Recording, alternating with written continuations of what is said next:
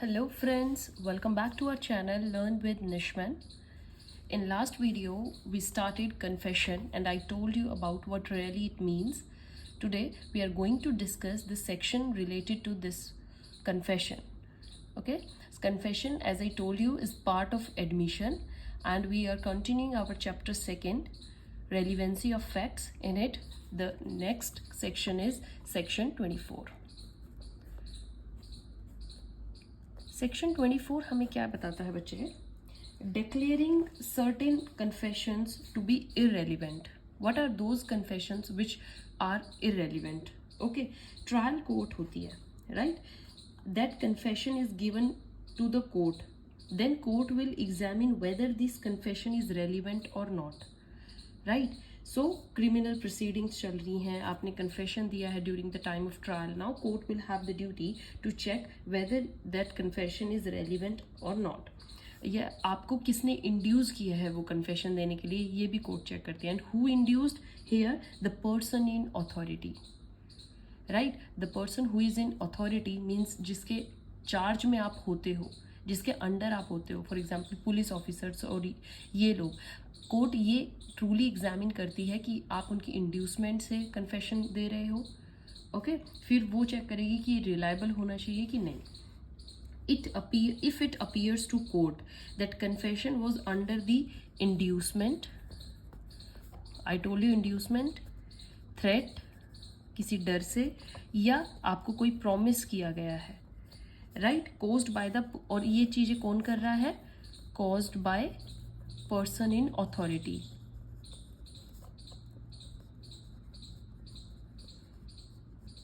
right? And in reference to charge or allegation against A, कोई A person है, उसके ऊपर कोई चार्ज या एलिगेशन लगे हैं और उसको इंड्यूस या थ्रेट या प्रॉमिस दिया जा रहा है by the person in authority, and you are making A believe that by making confession he will gain an advantage or avoid an evil. उसके माइंड में आप ऐसी चीज डाल रहे हैं कि ऐसा करने से या तो उसको कोई फायदा होगा या उसके साथ ये चीज होने से बच जाएगी जो उसके लिए नुकसान हो, right? So of temporal nature in reference to the proceeding against him. Okay, if A was accused in this case, so who is the person in authority? Any police officer हो, judicial magistrate हो, or any staff, inspecting officer, SHO, clerk, munshi. If any of these person does the any act, which act? Inducement they, threat दे या promise दे, right?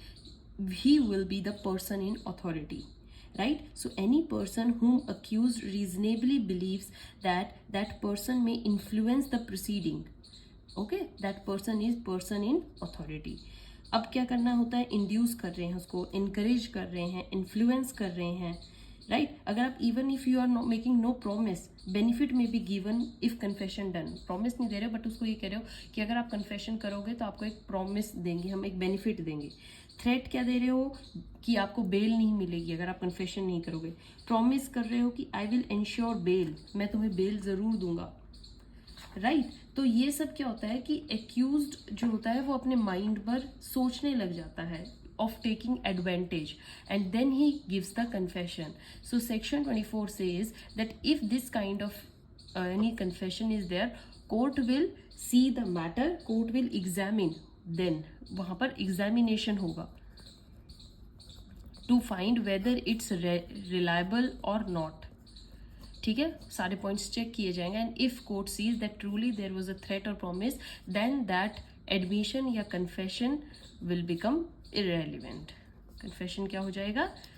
इररेली, okay, या उस confession को accept किया ही नहीं जाएगा. That what your section 24 says. अच्छे से समझ में आया बच्चे? Now coming to section 25. Section 25 and section 26 we will read them together. Okay, section 25 and 26 बच्चे क्या बात करते हैं? They both deal in the situation where the confession is relevant but it is inadmissible. Okay, confession relevant तो होता है but वो inadmissible होता है. आप उसको admit नहीं कर सकते हो. किन grounds पे नहीं कर सकते?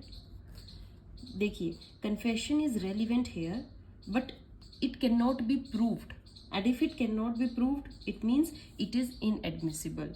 ये जस्ट हियर से होता है, राइट. अगर आप इसको इनएडमिट कर रहे हो तो इसका मतलब आप प्रिंसिपल ऑफ एक्सक्लूजन यहाँ लगा रहे हो, मतलब you are excluding it from evidence. Relevant तो है बट आप उसको एविडेंस के तौर पर नहीं ले रहे हो. अगर वो रेलिवेंट हो जाता है और आप उसको फिर एडमिट कर रहे हो, it will be principle of inclusion, you are including it. Okay, so आपका 25 सेक्शन क्या कहता है? If confession is made before police officer, right, before police officer अगर आप कोई स्टेटमेंट देते हो, when person is not in custody, custody में नहीं है, ये बात याद रखिएगा. 25 में नॉट इन कस्टडी बट आप पुलिस ऑफिसर के सामने स्टेटमेंट दे रहे हैं. एंड 26 में क्या है? Confession is made while there is police custody. So here police custody है. And then you are giving the statement to any other person other than judicial magistrate of first class. मतलब direct judicial magistrate के सामने नहीं दे रहे हो, other than judicial magistrate के सामने कोई statement देते हो. बट यहाँ पर पुलिस कस्टडी होती है, यहाँ पर पुलिस कस्टडी नहीं है. 26 will apply even if confession to the police officer while in police custody. Police officer भी इंक्लूड होते हैं. Okay, so in both cases confession is there. Section 25 and 26 lays down the rule of exclusion of confession, wherein under section 25, if confession was made to a police officer without police custody, or in section 26, if it has been made to anyone but while the accused was in police custody, then such confession will be relevant but inadmissible in evidence. Relevant तो होगा कि आपने confess किया, but वो inadmissible है.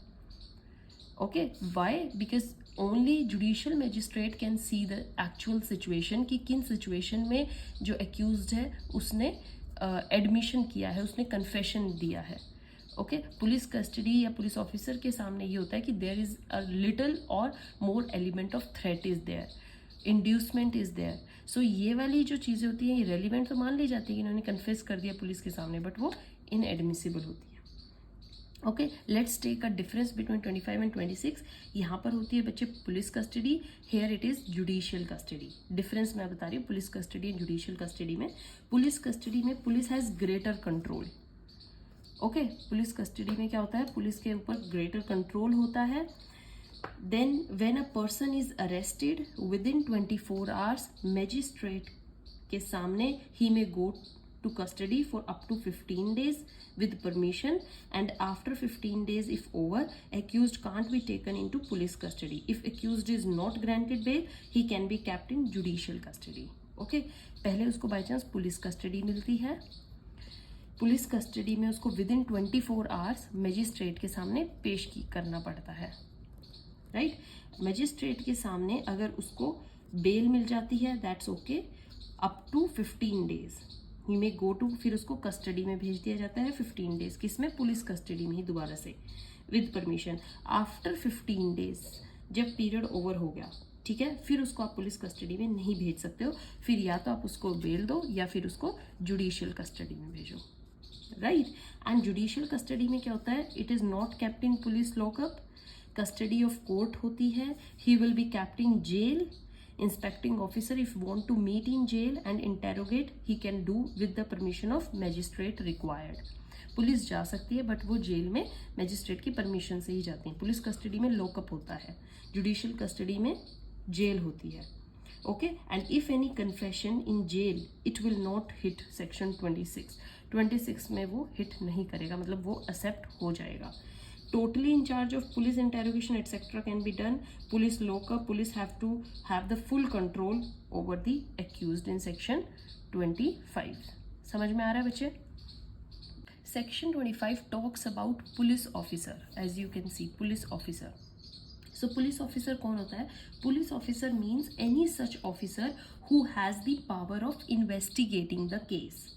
Right? For example, a regular police officer in police station will have the power to investigate.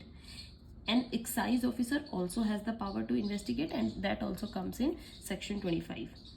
But जैसे home guard होते हैं बच्चे, कस्टम ऑफिसर हो जाए, कोई एनडीपीएस ऑफिसर हो जाए, वो not police officer under section 25। For the purpose of section 25 या 26 ये पुलिस ऑफिसर नहीं माने जाते हैं, because they do not have full fleshed power to investigate. Okay, and confession before them is admissible, उनके सामने कन्फेशन एडमिसिबल होगी, like custom officer, NDPS officer, but police के सामने नहीं होती, बिकॉज वहां पर element of threat is there. Okay, confession made to police officer, that means confession made before him personally. And if confession is done on like Facebook, WhatsApp, hike or through any letter, it will not hit by section 25. Right आप उसको section 25 के दायरे में नहीं लोगे, because element of fear is not there. हम 25 में क्या लेके चल रहे हैं, एलिमेंट ऑफ थ्रेट और fear. I am saying it again and again, तो वो सेक्शन 25 में काउंट नहीं होते हैं। But if there was threat by police officer that to make that confession through WhatsApp और ये करके ही दो मुझे, वहां पर फिर वो सेक्शन 25 से हिट होगा, क्योंकि वहां पर उन पर डायरेक्ट प्रेशर दिया गया है। समझ में आ रहे बच्चे? तो हमारा जो सेक्शन 25 है वो पुलिस ऑफिसर की बात करता है। और पुलिस ऑफिसर कौन होता है? Police officer is who have full power to investigate, right बच्चे? Confession made to police officer through a letter is not hit by section 25. I am saying it again and again, as the element of fear which is involved if the police officer is present at the time of confession will be absent. Letter में तो कोई threat नहीं होता, you just have to write, और वो section 25 के दायरे में नहीं आएगा। But if you are making direct statements to the police officer, तो हमेशा कोर्ट ये एज्यूम करके चलती है, they will see the requirement कि whether this confession should be reliable और नॉट, बिकॉज आपको चेक करना पड़ता है कि वहाँ पर एलिमेंट ऑफ फियर या थ्रेट या प्रेशर या इंड्यूसमेंट था कि नहीं था। Okay, and generally most of the time it is assume it's that there is always the element of fear of threat. Okay, implicit element of fear is absent in case of letters or WhatsApp and this. Whereas in section 26, if in police custody, accused is in police custody and confession is done to anyone except magistrate, सिर्फ आप magistrate के सामने नहीं कर रहे हो, आपका 26 यही कहता है, and you are making that confession to any other third person, it will be inadmissible, क्योंकि magistrate is the only party which accepts the confession, right बच्चे? जो confession के हर pros and cons को चेक करता है, अदरवाइज कोई भी पर्सन चेक नहीं करेगा। Police custody here means police lockup, police van for medical examination, की पुलिस का कोई हॉस्पिटल हो सकता है, पुलिस आउटसाइड है, आप डॉक्टर को कन्फेशन दे रहे हैं, वो भी सेक्शन 26 के दायरे में आएगी। ओके, बिकॉज उस टाइम पे आप अभी भी पुलिस के अंडर चार्ज हो and you are making that statement to any third person. So if confession is made to judicial magistrate of first class in absence of police, even when in demand of deemed police custody, it is admissible. ठीक है बच्चे, क्योंकि मैंने आपको बताया only element is magistrate. अगर आप magistrate के सामने कन्फेशन कर रहे हो, बेशक उस टाइम पे आप पुलिस कस्टडी में हो भी, डीम्ड पुलिस कस्टडी में, but if you are making the statement or confession in front of judicial magistrate and there is absence of police, then that is admissible. Fine. So when the confession is made by the accused to a judicial magistrate, then even though the accused was in constructive police custody, मतलब deemed जो मैंने आपको बताया है, the confession will be admissible and will not hit by section 26. provided that police officer was not present in the courtroom. ये ध्यान में रखना है कि वहाँ पर पुलिस ऑफिसर की एब्सेंस कंप्लीट होनी चाहिए, वो कहीं पर भी प्रेजेंट नहीं होना चाहिए। Okay, he should not present in the courtroom when confession was made. तो आपको अच्छे से समझ में आया बच्चे कन्फेशन का सिनारियो। 24, 25, 26। 24 कहता है if there is any element is there, और वो कोई पर्सन अथॉरिटी के सामने आप कन्फेस कर रहे हो, वो क्या हो जाएगा? irrelevant. 25 says if you are not in police custody but आप कोई पुलिस ऑफिसर के सामने स्टेटमेंट दे रहे हैं in front of the person in authority तो वो इनएडमिसिबल हो जाएगी. 26 saying if you are in police custody and you are making statement to any other person except magistrate वो भी इनएडमिसिबल हो जाएगी. जस्ट मैजिस्ट्रेट के सामने ही स्टेटमेंट एडमिसिबल होती हैं. ओके और वो भी कब, जब पुलिस एब्सेंट होती है. सो these are the 3 sections which I have explained you in detail. Keep reading them. इनके एग्जाम्पल्स कीजिए, पॉइंट्स को समझिए. व्हाट आई सेड, कन्फेशन कब वैलिड होता है, कब इनवैलिड होता है, कब एडमिसिबल होता है, कब इनएडमिसिबल होता है, रेलिवेंट कब होता है, इररेलिवेंट कब होता है.